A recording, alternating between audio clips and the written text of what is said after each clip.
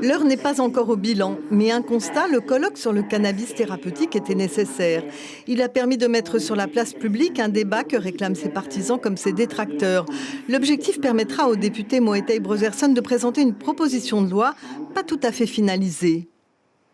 Sa proposition de loi comporte grosso modo deux volets. Un volet où il a préparé lui déjà avec ses juristes.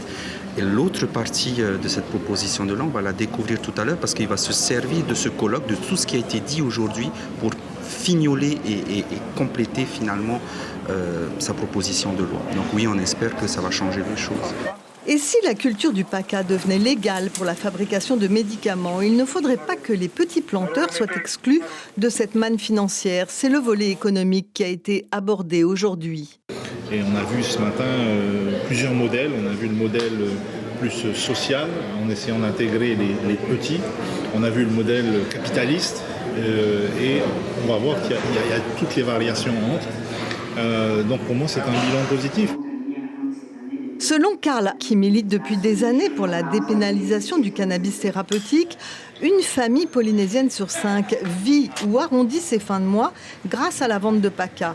Des personnes qu'il ne faudrait pas oublier, mais encadrer car la culture légale l'exigerait. Le cannabis médical, tout simplement, c'est un médicament. Et pour pouvoir sortir des médicaments standards, il faut des qualités et une rigueur de culture qui n'est pas aujourd'hui entre les mains de ces petites familles. Ça demande donc une formation, ça demande des moyens, ça demande un cadre, ça demande un suivi par les pouvoirs publics. Enfin, ce débat a-t-il intéressé les étudiants du campus? Sans conteste, oui, et leurs avis sur la question sont très variés. C'est à effet thérapeutique, oui, parce qu'il y a des personnes qui en ont besoin. Donc si c'est pour ces personnes-là, ça va, puisque l'alcool est légalisé, pourquoi pas le cannabis. Pour les gens qui fument pour se faire plaisir, personnellement, ça ne m'affecte pas. Que ça pourrait être légalisé parce que l'alcool aussi est légalisé et ça évite aussi les conflits sociaux et économiques. Et donc l'économie, on y revient toujours. L'idée fait donc son chemin, le débat se dépassionne et l'après commence à être envisagé.